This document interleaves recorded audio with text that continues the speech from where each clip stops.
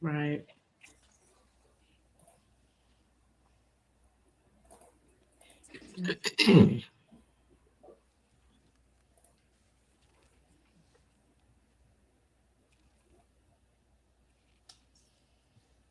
I think I went live on Instagram.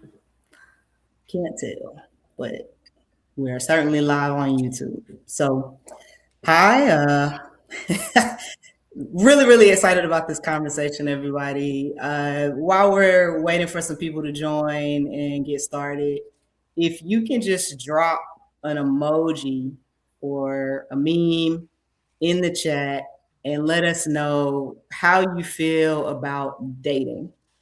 And when I say dating, I mean dating in whatever context that is for you right now. So if you are in a partnership and dating to you means going out on date night, give us an emoji about what that feels like for you. If you are out in the streets and trying to figure it out, give us an emoji about what that feels like for you. If you are over it all and just dating yourself and dating your friends, meaning like going on friend dates, give us an emoji about how you're feeling about that and just give us some context in the comments here. We just want to make sure you're here, you're with us, and we want to see how everything's going. Let me see if I can add a comment to just make sure this is all working. Okay. All right. So, welcome, welcome, welcome. Let me just give this disclaimer before we dive into this topic. And I'm going to read the disclaimer to make sure that I get all the language correct in the year of 2025. So, the views and the opinions expressed in this webinar are those of the individual speakers and do not reflect the official position of any company, organization, employer, or other agency for which they have affiliation. The content is intended for informational and edutainment purposes only. Okay, now we have that out the way. We got a couple more people joining. Give us an emoji in the chat about how you feel about dating. If I say dating, what does that stir up for you?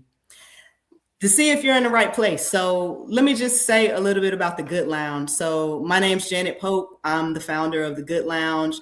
The Good Lounge is a nonprofit that I started for women, people of color, and the LGBTQ plus community, all of the intersections of those as well, of course, to make sure that we have access to tools and resources that support our financial, physical, and emotional well-being. Why, you might ask? I feel like I found myself in conversations about investment, in conversations about how to take care of my body, in conversations about my own emotional health and how to get access to better resources. And when I looked around those rooms, I did not see enough of myself. So I wanted to start something to enable us to build community and have more and more of those conversations in a way that was really authentic for myself and communities that I care about. Okay, really, really excited. Please subscribe, follow us. There'll be more of this in 2026. And just want to keep the momentum of this going. And I'm always excited for these conversations. If you've given up on dating apps, if you're wondering if you're being chatfished, which is a new term for me, means your text conversations don't match the person in front of you when you go on the date and you're wondering what happened. Is this feels like a whole different person?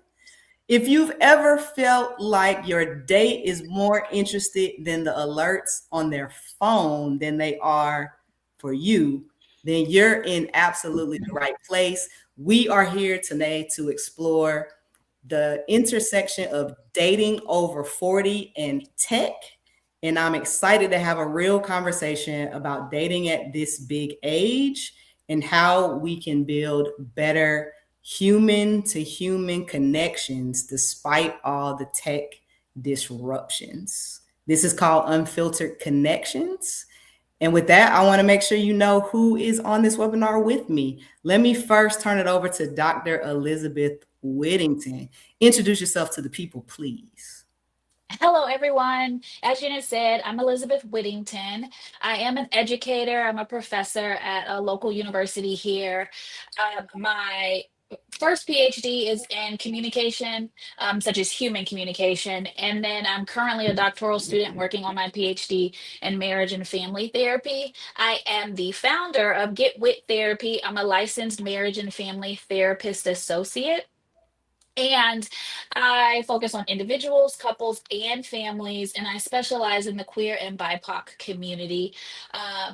Enabling safe spaces, kind of what Janet said. When it came to therapy, I realized that I didn't find a space that felt safe to me. And so I decided to go back to school and become a therapist so I could provide those spaces. Okay. Unique, please introduce yourself. And we love having you back. You've been on here before. What's up, y'all? My name's Unique Simmons. I am a community activator, educator, former therapist. I am also in my doctoral program studying screen-based addiction for child and adolescents. And so this right here is right up my alley. I mean, I know we're talking about adults, but the whole technology and just balancing that is my lane. I am the founder of For the People, which is a social impact business. So we do things out here in the streets that curate experiences for us to have in-person interactions and build stronger communities together. Awesome. Okay. Good. Love it. And again, if you just joined us, drop an emoji in the chat. Let us know what you think about dating. And I mean that in the broadest sense, just trying to get a sense for who's in the audience. So we know based on research, based on conversations, based on where we are in our own lives, that many people dating over 40 value authenticity, transparency, trust, emotional maturity, and really are looking for these things, maybe because we've experienced a lot, but we value these things and understand that it's important to sustain a relationship. At the same time, many sources show us that tech like social media, dating apps, over reliance on ChatGPT are widening some of the skills gap. So, communication skills, lack of social skills, presenting a paradox of choice. So, some people get on dating apps and feel like they have a lot of choice. Some people get on dating apps and end up depressed and feel like they don't have enough choice or any choice. I'd also say on social media, the algorithm is feeding into a false sense of consensus where everything you see you agree with and you double tap on because that's literally how the algorithm works. And so you probably think a lot of people agree with you. When you think about all of this and the impacts to long-term relationship health and our ability to connect and maintain healthy relationships, I love your perspective. Let's start with Dr. Whittington. What do you think is the biggest factor of dating fatigue today? So, this was such an interesting question to me. And I polled a couple of people and I thought about my own experiences when thinking about this. And so, one of the things, or two, I guess you could say, is time and energy. You spend so much time and energy with no guarantee of a positive outcome. And for me, as a single mom, I don't want to waste my time when I can be spending my time with my children on somebody who we just aren't aligned. And that's a hit or miss. Like you can't find that out. Some people are like, well, you have a lot of conversations before you actually go out on a date. But in the age of online dating, a lot of that happens just online and you can be somebody completely different. Mhm. um when talking to a couple of other people, they said it was exhausting when trying to hold a conversation with someone who doesn't have the ability to hold a conversation. Also trying to get to know someone authentically, but they're trying to be this person that they think you will like, so you're not getting an authentic person. um and then of course with social media platforms, you are looking at what other people are saying dating should look like, and then when it doesn't align, when you're on a date, you're like, this isn't it. And the example that came up for me, I don't know if y'all remember, but it was a few maybe a year or so ago when they came out with that list of places that you shouldn't take somebody on a date, and Mhm. everybody like started being like, "Oh, don't go to Cheesecake Factory." I was like, Yeah. "Hold up, I like Cheesecake Factory," Right. and so things like that, and people jumped on that bandwagon, and I was like, "Man, okay, this is where we're at now." So, those are a few things that came to mind for me.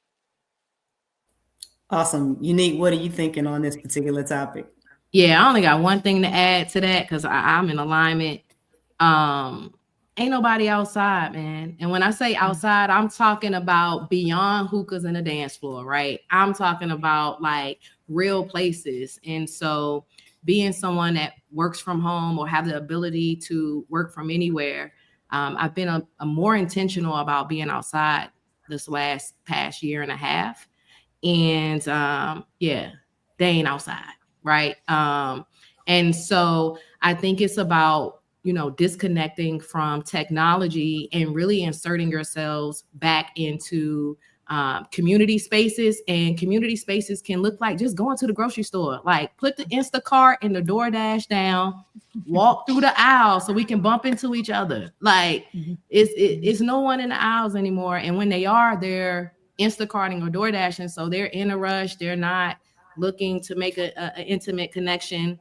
The museums are empty. The libraries are for sure empty. And so again, I think when we use the term outside now, I think we just need to be a little bit more intentional about how we show up in those spaces. Yeah, so, I mean, it sounds like your point is if you're going to be somewhere where you're trying to connect and meet people, but you're on a device the entire time, you're kind of missing that connection and that point. So, yeah, that resonates for me. So, I'm someone who cares a lot about definitions. I think it's important to be aligned when we're talking about terms and terminology so we can all be on the same page and just all understand what we're actually talking about. There's a lot of terms floating around I'm happy more of us are really engaged on our mental health journeys, and at the same time I'm finding people are overusing terms like narcissist and everything else, right? So there's a couple terms I just wanted to talk through in the context of this conversation. Let's start with the terms that I say are related to like the pace of a connection. So love bombing versus breadcrumbing versus dating with intention versus taking time for genuine connection. Those are all could potentially be perceived differently depending on the person you're talking to. And so, Dr. Whittington, please help us understand from a therapy perspective what's the difference in what these terms mean. Okay, so with love bombing, you can think of this as an intense, overwhelming display of affection and attention in the early stages of a relationship. Often it's used to implement manipulation, gain control, or create dependency. Some of the key traits that you'll think about when looking at this is quick declarations of love or desire for long-term commitment. So, day two, I love you. I know this is love. I've never felt like this about anybody before. Um, and then also excessive compliments and gifts. You just met today, and by Christmas, they're buying you a Mhm. $500 pair of earrings. And so, some red flags to look out for. It feels too good to be true. It probably ain't true. um, the pressure to move quickly. If you're like, I'm putting my boundaries up, and I like to just kind of get to know somebody in the beginning. I'm not trying to rush into anything. And they're like, no, no, no, no. But this feels so good. You should just don't worry about your boundaries. Your boundaries are walls. No. Mhm. And then the person becomes possessive or critical when the boundaries are set. So this idea of like, I'm gonna call you every 5 minutes because you're not answering my call until you answer my call, right? So those type of things would be considered love bombing. Yeah, that's and before you move on, and unique, I mean, there's so much to say here. You And, already know where I'm going with that, and but let me just ask this question before you dive in, because I mean, who knows where we're gonna go. But can someone be love bombing and not know they're love bombing? Like, I think we're clear on when it's manipulative, but can someone be doing it because they think it's an expression of love, and they're maybe, I've heard people call it like a lover girl. Talk to me a little bit about that. Like, can somebody be doing this and not realize that they're doing it, and how it lands on Absolutely. the other person? Okay. Absolutely. I think where that comes in though is that when somebody's telling you, "Hey, we need to take it back a little bit." Right? This is too much. Um Mhm. or, somebody saying, "Hey, I need to like know when you're online, so can you turn on your thing where it shows the green light, your status?" That's an invasion of privacy, right? But people, a lot of times, we learn from the relationships we were in before, right? And don't get me wrong, love bombing may feel real good. I have been a victim of love bombing. I was like, "Ooh, those words, her words are so good." And then after like the first week, it was like real intense. And I was like, "Wow, okay, this is Mm. a little too much," right? But I don't know if she thought of it as love bombing. And so those are Mhm. things that I'm like, if you know the term and you know what it is, depending on their response when you bring it to them, that can tell you a lot. And if you already have your boundaries set in place, you already have certain standards that you like to live by when it comes to dating relationships, then it's a quick, like, I'm out of here. Somebody put it, you get blocked so fast, that part. Okay. And Right. she sure did get blocked. Love Uh, it. because it was like you can't have a conversation because they're trying to convince you of other things. Absolutely. Okay, Unique. Sorry, please. I know you want to jump in. I mean, I don't know if I have advice for it. Janet, I've expressed to Janet as well around like accessibility, right? So the person may be going in with true intent to show chivalry or courtship, right? And that person may be receiving that as love bombing. So if we go out on a trip out of the country, that may not be a grand gesture to the person that's presenting it, but the one that's receiving it may see it like that. And so I think that that's where the gray area is. And to your point, you just have to be aware of the signs. And when those yellow flags start to creep, you got to pay attention to them. Well, and I'll never forget, I got the best advice from a professor in a class on relationships. And she said, don't plan anything out longer than you've known the person. So if I've Mm. known you for a week, I'm planning for the next week. I'm not planning for the next year. And then that way, that was like some sage advice because I was like, "Man, why am I over here planning December? I mean, planning Christmas, and it's February, and I'm thinking about what we got for Christmas. It's too soon. You just met the person. Mhm. So slow it down. If this person's supposed to be here forever, they'll be there. Yeah, that's good. And then, did you talk a little bit about breadcrumbing as well? Not yet. No, not yet. Let's So yeah. breadcrumbing, yeah, breadcrumbing is interesting too. Janet and I have talked about this, but it's when someone gives you just enough attention or communication to keep the other person interested, right? So Mhm. keep you interested. They're just giving you enough that you're like, but there's no real intention behind it. There's no commitment. There's no moving forward. You're just kind of stuck in the same place. Some of the things you can think about are like there's no follow through for plans or dates. It's like, yeah, we can hang out sometime. Mhm. But they keep you emotionally invested without any real effort. And so then you're like, dang, but it feels like they like me. And they're like, yeah, I do like you. I do. But then you're like, so would you like to hang out? Ooh, I'm gonna get back to you. Um, and so those things, like if you feel like you're confused, if you feel like you're constantly waiting for something, that's the time to have a conversation. And when you feel like they're feeding you some BS, you call BS on that. Mhm. And that's when you know you need to walk away. And it's hard because especially if you feel like you're really attracted to that person, it's hard to do that. Yeah. So those are sort of examples of the extremes, right? So like throwing the love on like a fire hydrant, let loose on full spray, and just giving you a little dose at a time, just enough so you don't feel ghosted, but not enough to show any real concern or effort. So from my perspective, those are the extremes. These two in the middle, and getting closer to what I think people are wanting to do, but maybe two different sides of the same coin. dating with intention versus that's, on the love bombing side, but closer to healthy. And then taking the time for genuine connection is on the breadcrumbing side, but closer to healthy. So can you talk a little bit about these two? Because I imagine if you have two people that are still on opposite sides of the spectrum, but closer to healthy, they may look at each other like, this isn't working for me. So talk a little bit about that, and then I'll turn it over to Unique as well. So, intention was one of those things that I learned when I'm thinking about dating. And you can think of love bombing as intensity.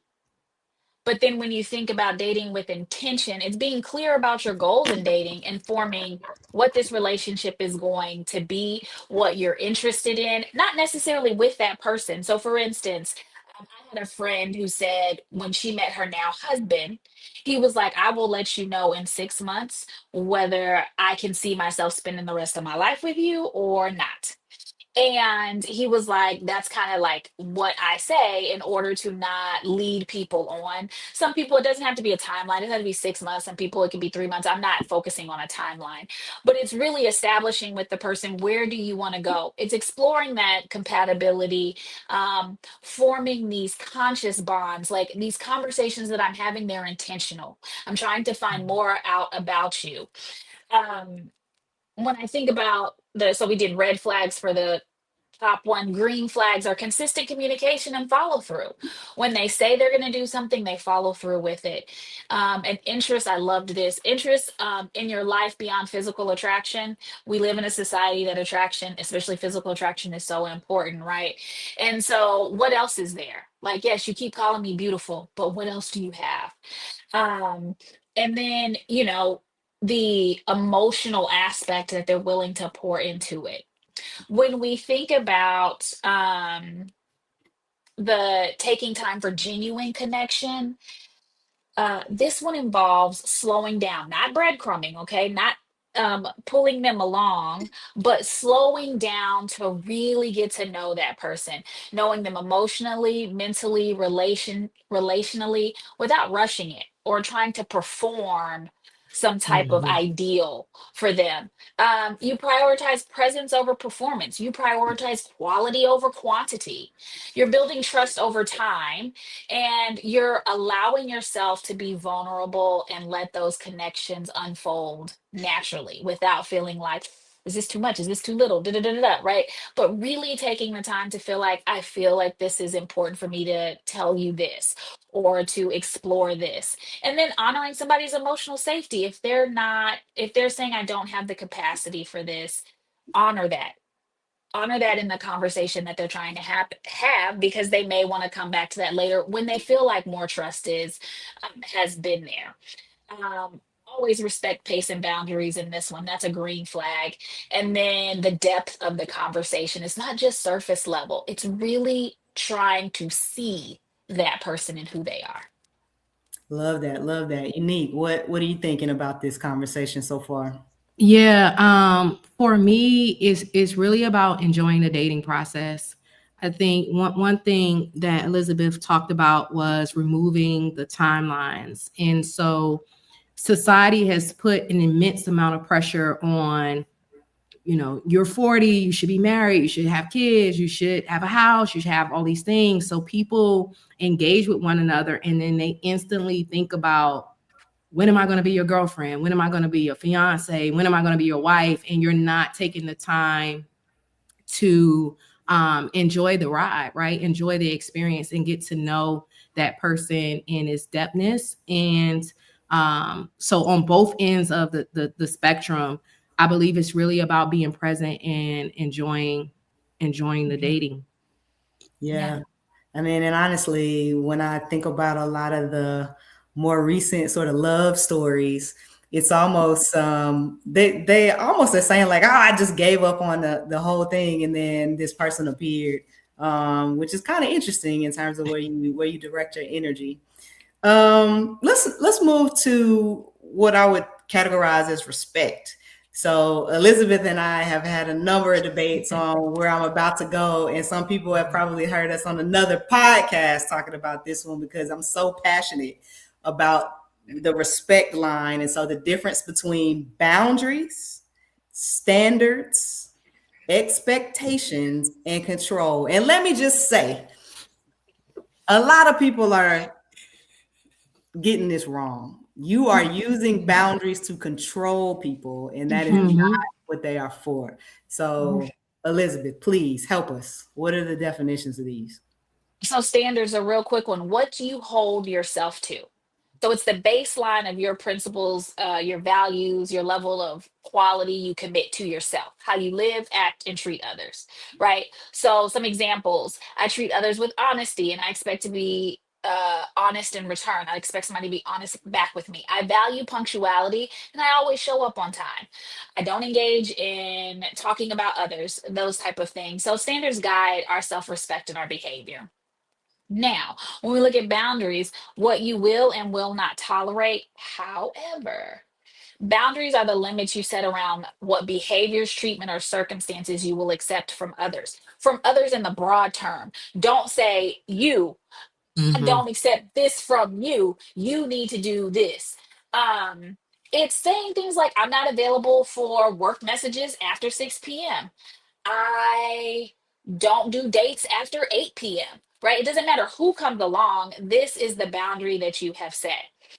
Um, these boundaries protect us emotionally, mentally, physically, and they're non-negotiable and help define your space. They're so important. Like, you know your boundaries, you're halfway there. Okay, expectations. This one is very interesting to me. It's what you hope or assume will happen. Expectations are the beliefs or assumptions you have about how others should behave and how events should unfold. Now we do these expectations and we hold people to expectations that sometimes can impact relationships that we could have, right? And so there's a difference behind that, because if it doesn't happen, is that still okay? So expectations can support mutual understanding. You can set out your expectations, but also understand that somebody may be like, I can't meet that expectation, right? One of the examples is, I expect friends to respond to my text within a day. I can't be your friend if that's the case. I'm gonna Me try either. real hard. But if that's your expectation, that's gonna be a little difficult. Um, so, and some people have very high expectations for themselves and for others that can be impractical. Um, so control. Okay. So when it comes to control, it's the, I can't even say wanting, almost like wanting to force somebody to act a certain way, right? So when it comes to something like, somebody will say, well, my boundary is, to the person that they're dating, my boundary is that you can't talk to so and so after 6 p.m. That ain't a boundary. Mm-mm. You are controlling the other person by telling them what they can't do. That's not a boundary. A boundary would be, I don't want to be in a relationship with somebody who talks to other people after 8 p.m., right? And that's a boundary that you came in with. That's something that you've learned along the way, but you want to be very careful, because sometimes, and a lot of times, people are using boundaries as a way to control, and they're not boundaries. Absolutely. Unique. What are you thinking, friend? I mean, she's preaching to the choir. The long and short for me is, really, there's nothing out here that should cost you your peace. And so I always prioritize peace over potential. And so when I'm assessing boundaries, standards, expectation, I'm centered in my peace, and whatever that looks like. And so I would just add that as another element as you start to explore in person these connections. Yeah, no, that's good. So the last thing I want to just get clear in terms of definitions is this concept of relational integrity. So are we talking about authenticity, transparency, vulnerability, or honesty? And what are the difference in these terms? Great terms. When we think about authenticity, it's being true to yourself. Your authenticity is an alignment between yourself, those values, those beliefs, your feelings, and your outward behavior. And so it's about showing people your real self without pretending to be someone you're not. So from jump, you're being your most authentic self, your most real self.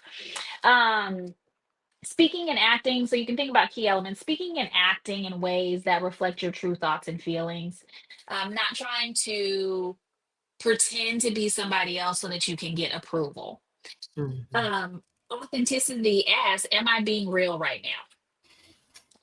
For honesty, oh no, you said, um, what was the one you said it was not on? No, transparency.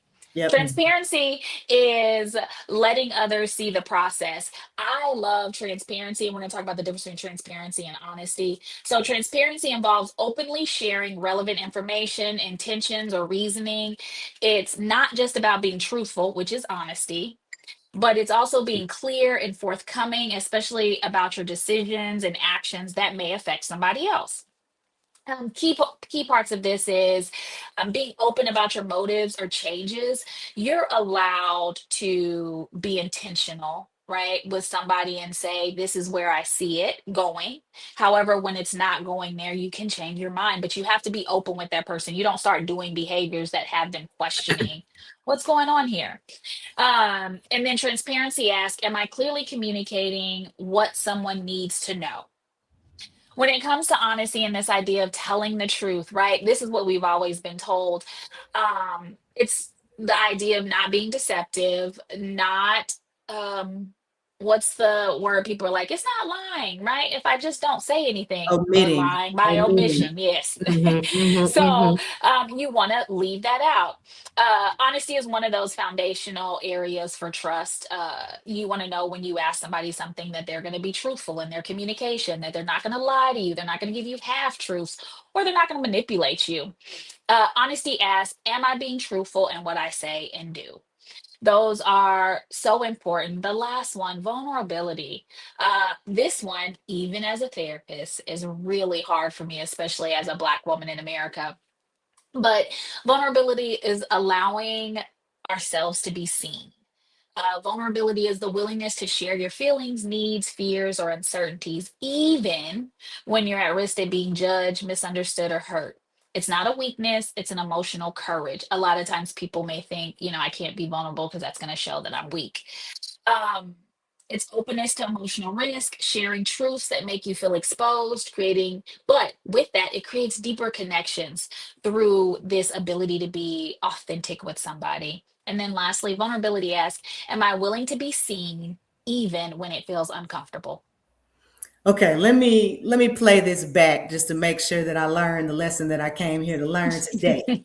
So, what I think I heard you say is honesty. When I think about like everything you needed to know, you really learned in kindergarten. Honesty is this base level of, I'm doing what I said I would do, or you asked me a question and I answered it truthfully. Like that's that base level, which is honesty.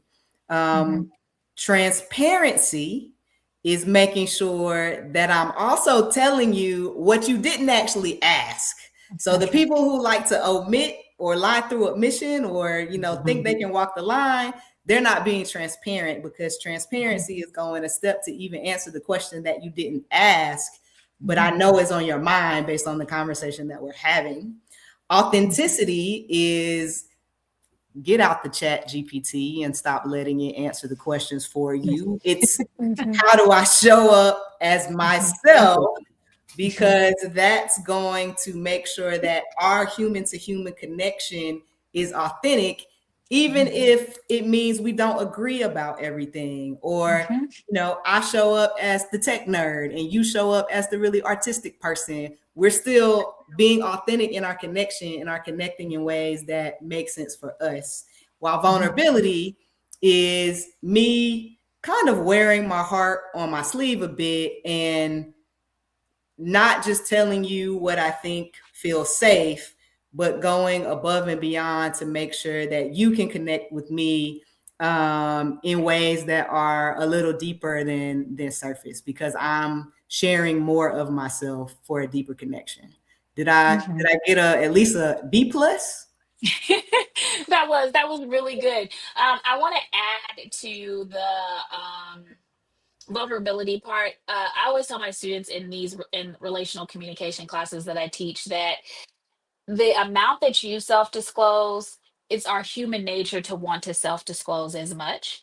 And so that's a key indicator. If you're telling somebody something, the way that they respond, or if they share something just as intimate or deep, that's a green flag. That's a, oh, yes, okay. But if they're like, oh, okay, hmm you may want to watch out for that one.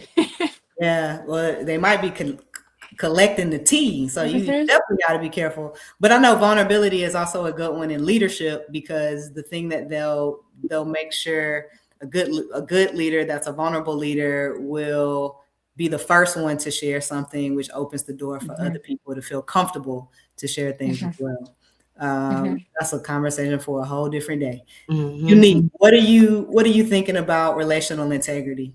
I think, when we talk about these key implications, and I think about young people, they hit all of those points now behind the screen, right? So when you think about Twitch and streaming, they are transparent, vulnerable, honest, because they're doing it in real time. And so for me, that's a stream of income. So it's not about taking those things away, but how can you maintain that in person in real time? And so, in my experience in talking to, people in my network, when you get in person and in front of someone, that is where we're starting to see, them not being as vulnerable. But if you go check out their Instagram or their live stream, they're having deep conversations, and I don't want to say it's sad, but I think that is a challenge, right? And so before we can get there,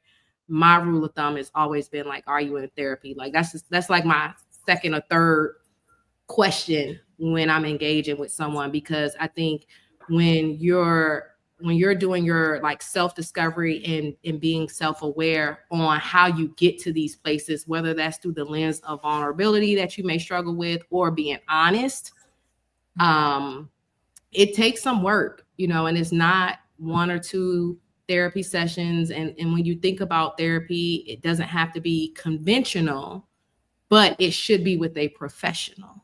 And Yes. that's the difference between edutainment. And yes, there are some esteemed therapists out there that I even follow that, insights, give me insights to some of the work that I'm doing.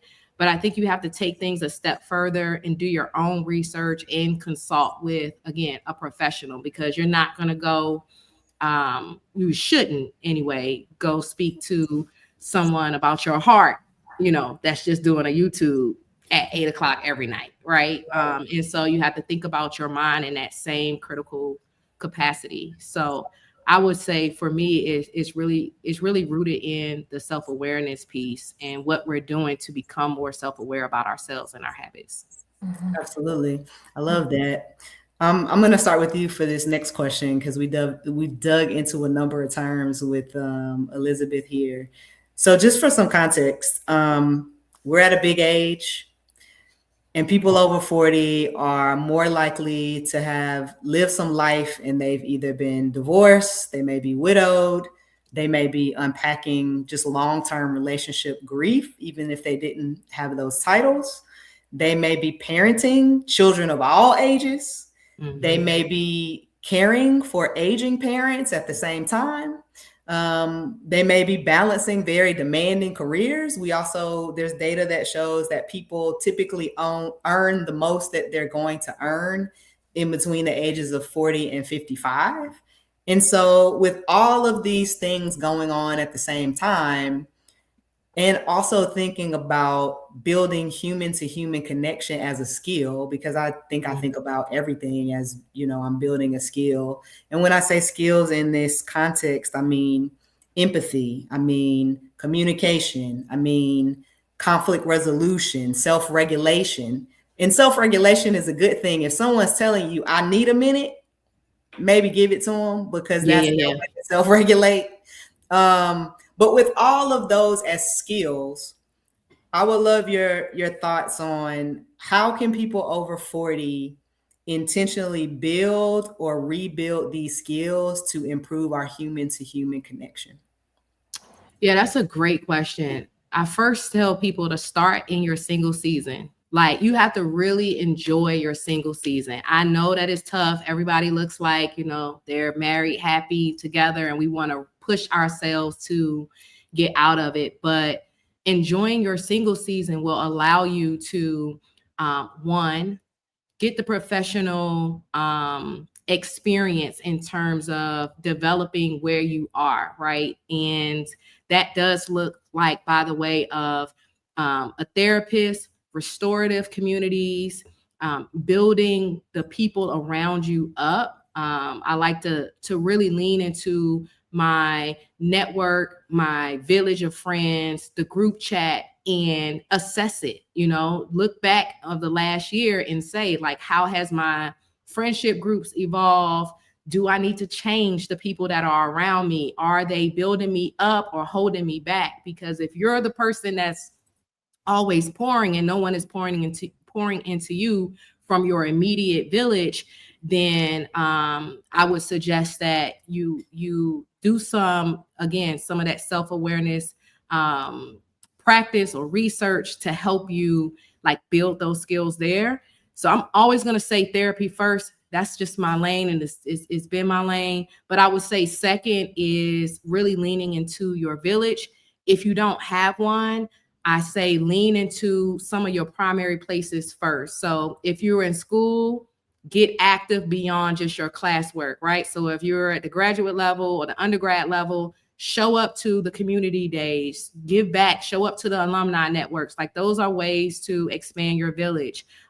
If you're in the workforce where you're in office, do outside office dates, chats, all the things. Take a 10-minute break to walk with someone. And this is how you organically build community in places that you operate in, generally between 9 to 5. So for me, it's going to be therapy, man. That's where you start. And therapy, just so that I can advocate for all of our mental health professionals, should not be a reactive response. Therapy should be perceived as a preventative measure. It is the way, or one of the ways, to help you navigate a space in a more healthy and authentic way. It also allows you to discover things about you that can benefit your relationship beyond the things that you see on the surface level. And so I'm hoping that as people like Elizabeth continue to do the work in the community, that we start to change how we perceive seeking out professional help to help us become better human beings. Very well said, Unique. And I mean, absolutely, there's still a stigma around therapy and mental health for many, many, many people. And I know that men, especially men in the Black community, where I'm always just trying to encourage to make sure that they're in therapy and don't feel like you said, that it's a reactive thing or a negative thing to be actively in therapy. So thanks for calling that out. You also, when you were sharing the specific things that people can do to build community, I recently saw someone sharing a really unconventional way to do this that I thought was interesting enough to potentially share here. And she just talked about, I think we mentioned briefly, like taking yourself on a date and loving yourself and doing these things for yourself so that you're used to these things happening. I know people that buy themselves flowers, so that, and there was a kind of cute thing that was going around. It was like, so your dusty son, like when he buys the flowers, the daughter doesn't think a lot of it. It was in jest, but there's some truth to it, right? If you're doing these things for yourself, if somebody comes around and they just do the bare minimum, you're not impressed by that because you've been doing this for yourself all along. She also leaned into how she became a regular at a restaurant or a bar And by becoming a regular, it leaned into some like relational friendship needs. Like if you're moving to a new city, you don't know anybody, becoming a regular built a sense of community, because if you don't show up, they're like, hey, where have you been? If you're always ordering the same dessert to go, was the example she gave, they're going to anticipate your needs. Hey, I know you want this dessert to go. And it just enabled her to kind of build some community in ways that, you know, again, if somebody's moving to a new city and just hasn't had an opportunity to make friends, it's a way to start a community really small, which I thought was a really cool, unconventional way to do that. That dating yourself thing is real, though. I Yeah. want to double down on that, right? Yeah. The dating yourself thing is real, and it goes back to the standards. The standards are low out here, and it could be due to people not dating themselves. So I wanted to bring that back to the forefront, because how you treat and value yourself, how could you expect any more from someone else? So set that bar high so that you can navigate the love bombing and the breadcrumbing and all of those things with a quick, I think somebody said in the chat, with a quick block or move around. And it starts with you. So I'm all for dating yourself. Absolutely. Absolutely. Dating yourself, and don't, you know, I know a lot of people like, oh, I wanted to go to the concert, but I didn't have anybody to go with me. Go yourself. Yeah. Or, you know, I wanted to go to the show. Take yourself, or take, you know, yeah. Go yourself. Love on yourself. I've made some of the best connections this year being outside by myself. Like, seriously, like going to concerts, traveling by myself. Like, I'm telling you, it's next level, and it really continues to like raise your own internal bar. Yeah. And so when that person, you know, comes to you, they have to come correct, because, you know, again, what value are you adding? You know, are you a liability or asset? I think they used to say that back in the day as well, right? Yeah. So, and I think that also perhaps intimidates people because they haven't done the work, you know, to build themselves up to engage with other people, which is why it's so difficult for the in-person connections for people over 40, because you have a very small percentage of people that have done the work, they're being intentional, and then you have the large population of people that have not done the work and are afraid to put themselves out there.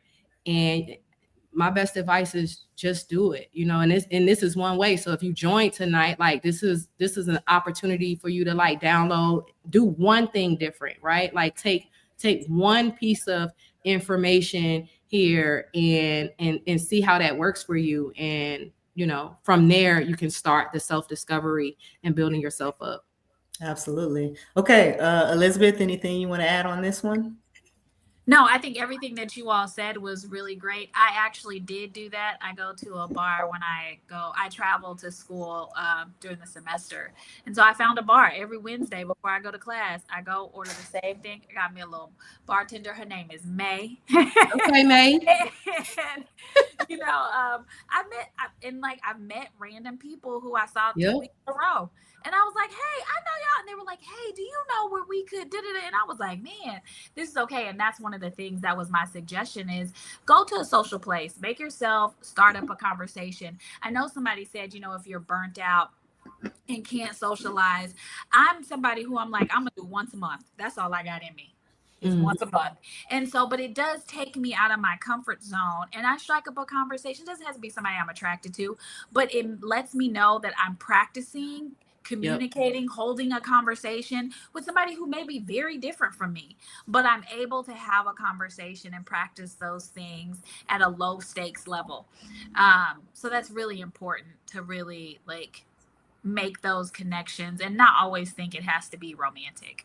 And that is a whole word in itself. Some of us really do need to practice these conversations. We need to practice talking to strangers.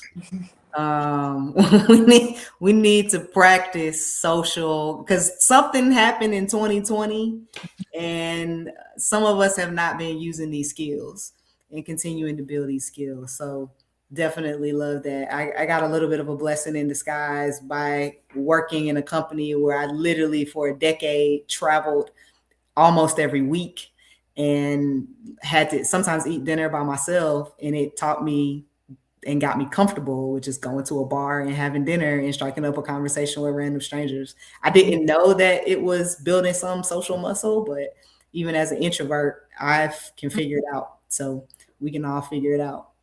There's a couple questions in the chat I want to make sure we address before we run out of time. So this is maybe related to what we were just talking about. Do you approach people outside for connection, or do you wait to be approached? Oh, I'm trying to holler. And Me I got too. no game. I was about to say, I'm an approacher. I'm like, hello, my name's Elizabeth. What's my name? And I go from there. Like, I'm gonna, and you know, I was talking to somebody, a friend of mine, who was like, but the rejection, you know what? If I come and I'm just like trying to speak, I may just ask a couple of questions. And in those couple of questions, I realize, oh, I don't want to really put myself and be like, hey, maybe we should exchange numbers. But if the vibe is good, and another friend of mine said, I just started friendly. I don't have to come in and be like, oh, you look good. Yeah. You smell good. Like, just ask the person, how are you doing? Are you enjoying yourself this evening? You know, that type of thing. Because you may realize after a few sentences, this ain't where it's trying to be, but you already got their number. And in today's age, literally people come up to you and say, so what's your IG? I'm like, you didn't know my name.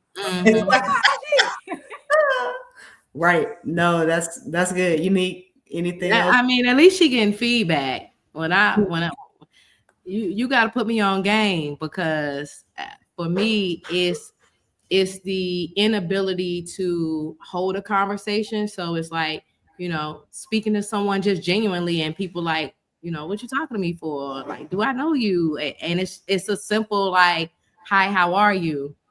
You know, what do you usually get here? This is my first time. You know, just a very basic, friendly connections that are being attempted. So the answer to the question is yes, I definitely approach, but it's very rare that it goes anywhere because people aren't used to people approaching them or don't have the capabilities of holding a conversation.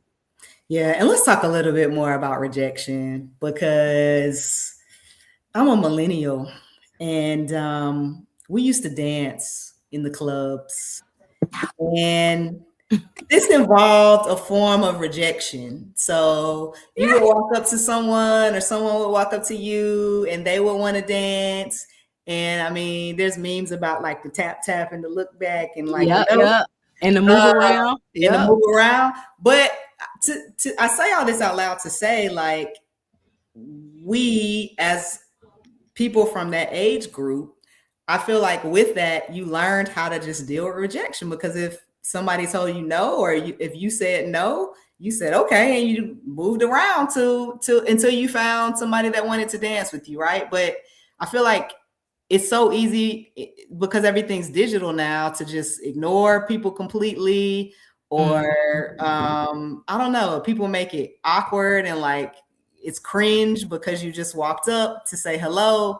So there's something in the middle. There's something that's gotten lost in rejection, and like people just aren't used to how to navigate that. And I think it's made us a different society, that we aren't kind of used to rejection, and we almost fall apart in any form of rejection, whether that's in the workplace or relationally.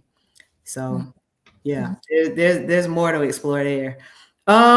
Before we run out of time, I do want to make sure we have an opportunity to share any resources that you're thinking about. And I want to leave on a lighter note as well.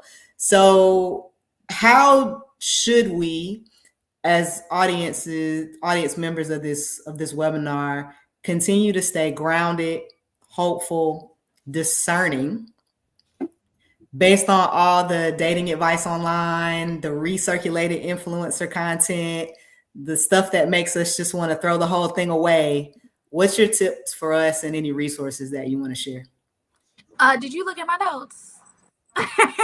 Because I literally feel like that discernment popped up for me.